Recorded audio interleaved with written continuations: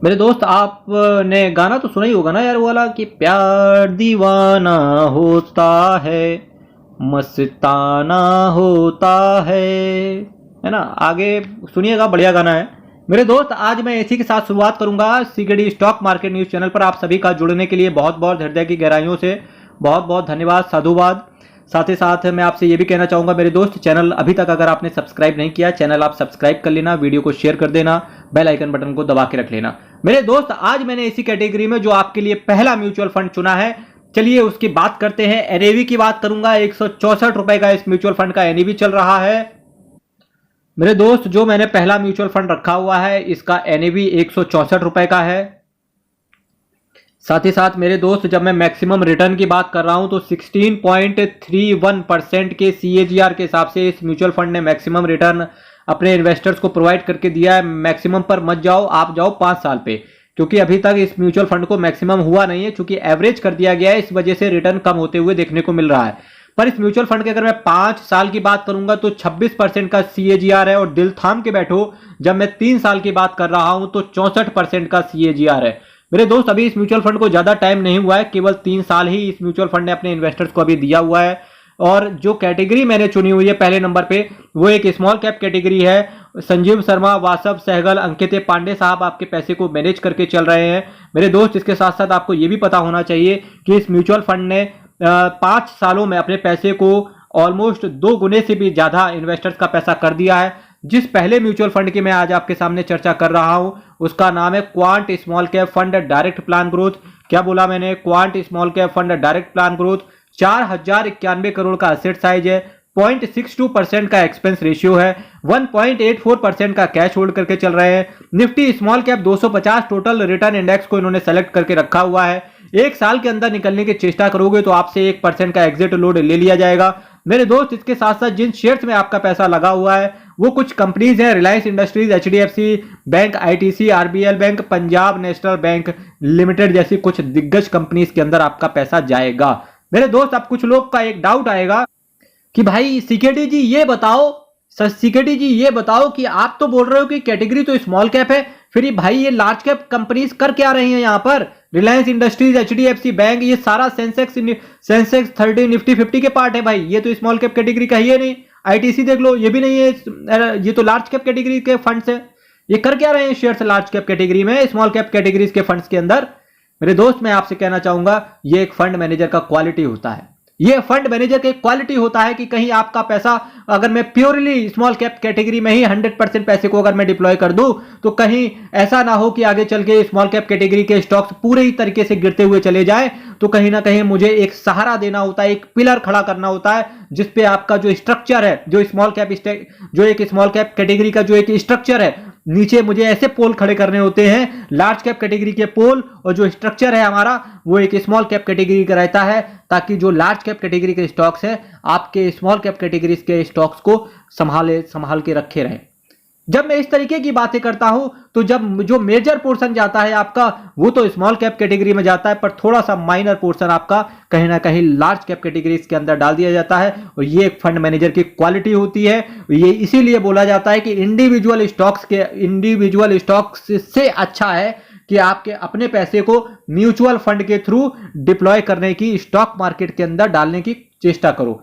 इसके लिए केवल सिमिलर एक छोटा सा माइनर सा फर्क आता है, केवल आप एक्सपेंस रेशियो प्रोवाइड कर देते हो मेरे दोस्त। पर आपको यह पता रहना चाहिए कि आप कहीं ऐसे पढ़े लिखे बंदे को मैनेज करके लाते हो जिसका 24 घंटे 24x7x365, इन केस अगर लीप ईयर है 24x7x366 डेज में केवल एक ही काम होता है, सिर्फ एक ही काम होता है, कंपनी के मैनेजमेंट से बात करना, कंपनी के बैलेंस शीट चेक करना, क्वार्टरली रिजल्ट्स पर फोकस करना, किन स्टॉक्स से रिटर्न नहीं आ रहा है उसको किस तरीके से एग्जिट दिया जाए, किन स्टॉक्स में रिटर्न मिल सकता है, किस तरीके से, किस डोर से उसको एंट्री दी जाए। ये सारा काम केवल एक फंड मैनेजर करता है।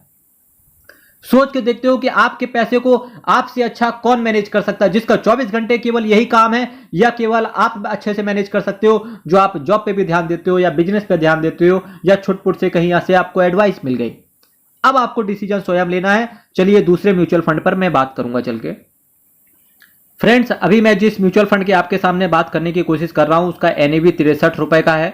मैक्सिमम रिटर्न की बात करेंगे तो 22% का सीएजीआर इस म्यूचुअल फंड ने अपने इन्वेस्टर्स को डिलीवर करके दिया है।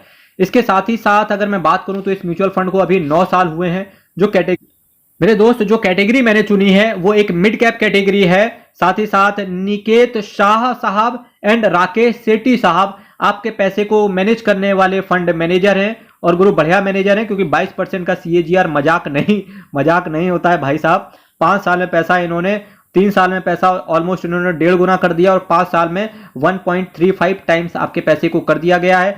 जिस म्यूचुअल फंड की मैं बात कर रहा हूं, Motilal Oswal mid cap fund direct plan growth की मैं बात कर रहा था। फिर से एक बार दोहराओ मेरे साथ, Motilal Oswal mid cap fund direct plan growth की मैं आज आपके सामने चर्चा कर रहा था। 4033 करोड़ का इसका असेट साइज है। 0.76% का आपसे एक्सपेंस रेशियो लिया जा रहा है। 1.34% का कैश होल्ड करके चल रहे हैं। Nifty mid cap 150 total return index को इन्होंने बेंचमार्क के तौर पे सेलेक्ट किया है। 15 दिन के अंदर निकलने की चेष्टा करोगे तो आपसे 1% का एग्जिट लोड ले लिया जाएगा। सेक्टर वाइज आपके पैसे को डिप्लॉय किया गया है। Tube investment of India, persistent systems, KPIT engineering, CG power and industrial solutions limited जैसी कुछ दिग्गज कंपनीज के अंदर आपके पैसे का डिप्लॉयमेंट किया जाएगा। मेरे दोस्त, चलिए यहां से फिर से एक रिवीजन करते हैं कि पहला जो मैंने कैटेगरी चुनी वो एक स्मॉल कैप की कैटेगरी चुनी, दूसरी जो मैंने कैटेगरी चुनी वो एक मैंने मिड कैप की कैटेगरी चुनी। दोनों ही एसेट मैनेजमेंट कंपनी डिफरेंट थी। पहली जो एसेट मैनेजमेंट कंपनी थी वो एक क्वांट एसेट मैनेजमेंट कंपनी थी। दूसरी जो एसेट मैनेजमेंट कंपनी है उसका नाम है मोतीलाल ओसवाल म्यूचुअल फंड। ये देख रहे हो मैंने किस तरीके से एक डिफरेंट कैटेगरीज की बास्केट को प्रिपेयर कर रहा हूं। सिमिलर आपको भी करना है। आप बस टेम्पलेट इस तरीके से रखना। अगर आप 4 म्यूचुअल फंड्स में इन्वेस्ट करना चाहते हो तो कोशिश करें चारों एसेट मैनेजमेंट कंपनी अलग हो, चारों कैटेगरीज अलग हो। ठीक है मेरे दोस्त, अब मैंने नेक्स्ट जो म्यूचुअल फंड जिस कैटेगरी का चुना है, सबसे पहले इसके एनएवी की बात करेंगे तो 187 रुपए का है। मैक्सिमम रिटर्न की बात करेंगे तो 20.11% के सीएजीआर के हिसाब से मैक्सिमम इस म्यूचुअल फंड ने रिटर्न अपने इन्वेस्टर्स को डिलीवर करके दिया है। और ये जो डेटा है हमारे पास, पिछले 10 सालों का डेटा है हमारे पास। श्री दत्त हंडवालदर साहब आपके पैसे को मैनेज करके चल रहे हैं मेरे दोस्त। इसके साथ साथ जो रिटर्न है, मैं अगर 10 सालों की बात करूं तो इस म्यूचुअल फंड ने 10 साल में आपके पैसे को 6.5 गुना से ऊपर रिटर्न को डिलीवर करके दिया है। रिस्क आपका वेरी हाई रहता है म्यूचुअल फंड के अंदर, इस चीज को बारे में आपको पता होना चाहिए। Canara Robeco emerging equities fund direct plan growth की मैं आपके सामने चर्चा करके चल रहा हूं। और जब एमर्जिंग इक्विटी का नाम आता है, कैनरा रूबेको एक एसेट मैनेजमेंट कंपनी हो गई। एमर्जिंग इक्विटी की जब मैं बात कर रहा हूं तो यहां पर लार्ज और मिड कैप का एक कॉम्बिनेशन यहां पर जा रहा है। 16,058 करोड़ का इसका असेट साइज है। 0.56% का एक्सपेंस रेशियो चार्ज करके चल रहे हैं। 5.05% का कैश होल्ड करके चल रहे हैं। निफ्टी लार्ज और mid cap 250 total return index को इन्होंने बेंचमार्क के तौर पे सेलेक्ट किया है। 1 साल के अंदर निकलने की चेष्टा करोगे आपसे तो 1% का एग्जिट लोड ले लिया जाएगा। मेरे दोस्त, आपसे मैं आज ये भी कहना चाहूंगा कि जो भी आप म्यूचुअल फंड के अंदर इन्वेस्टमेंट करें, एटलीस्ट किसी भी म्यूचुअल फंड में अगर आप बने हुए हैं, किसी भी अच्छे म्यूचुअल फंड में अगर आप बने हुए हैं तो कम से कम म्यूचुअल फंड को 15 से 20 साल जरूर दें। अगर आप किसी इंडेक्स फंड में बने हुए हैं, एग्जांपल के तौर पे अगर आप सेंसेक्स 30 या निफ्टी 50 या निफ्टी 20 या सेंसेक्स 20 के अंदर अगर आपका पैसा डिप्लॉय है तो कम से कम उस चीज को आप 35 से 40 साल जरूर दें। तभी आप मान के चलना कि एक अच्छा रिटर्न आप स्टॉक मार्केट से निकाल के ले पाएंगे।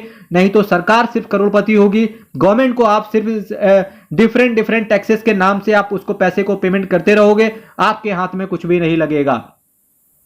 HDFC bank, ICICI bank, Reliance industries, state bank of India जैसी कुछ दिग्गज कंपनीज के अंदर आपका पैसा रहेगा। अब लोग कहेंगे सीकेडी जी ये बताओ यार, ये तो लार्ज कैप कैटेगरीज के फंड है यार, HDFC, ICICI bank, Reliance industries, state bank of India जैसी, ये तो लार्ज कैप है भाई, मिड कैप के अंदर कहां है पैसा? मेरे दोस्त, अगर मैं इंडेक्स एनालिसिस करने की चेष्टा करूंगा तो वहां पर आपको दिखेगा केवल आपका जो ये लार्ज कैप कैटेगरी है ये एक पिलर की तरह खड़े करे गए हैं और जो स्ट्रक्चर है वो आपका मिड कैप से बनाया गया है।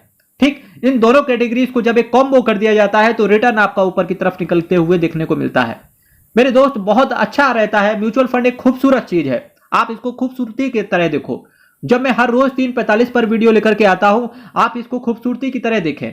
आप इसको इस तरीके से देखें कि भाई साहब 15-20 साल बाद जब मैं गेट से बाहर निकलूंगा तो गुरु, अगर हमारे जब गेट के बाहर मैं निकल रहा हूंगा तो डेफिनेटली एक चेहरे पे स्माइल होगी, और जब बैंक में पैसा पड़ा होगा 1-2 करोड़ रुपए, तो कहीं ना कहीं जो पास्ट में जो आज मैं पैसा, जो आज की डेट पे मैं पैसा एक अपनी गाड़ी कमाई, जो एक एक पैसे की सेविंग जो आज मैं म्यूचुअल फंड के अंदर इन्वेस्ट करके, फिक्स डिपॉजिट के अंदर इन्वेस्ट करके, पोस्ट ऑफिस की सेविंग्स में इन्वेस्ट करके, डिबेंचर में इन्वेस्ट करके, डेट फंड्स में इन्वेस्ट करके, पेंशन फंड में इन्वेस्ट करके, जो आज मैं एक एक पैसे को बचा रहा हूं, इसका रिटर्न आपका 25 से 30 साल के बाद दिखेगा जाके, जो आपके चेहरे की स्माइल होगी। आज आप सोच रहे होंगे कि आज आपके पास पैसा होता तो आप स्विट्जरलैंड, फिनलैंड जैसी कंट्रीज में घूमते, आपका जहां मर्जी आती वहां घूमते, जो मन करता वो पहनते।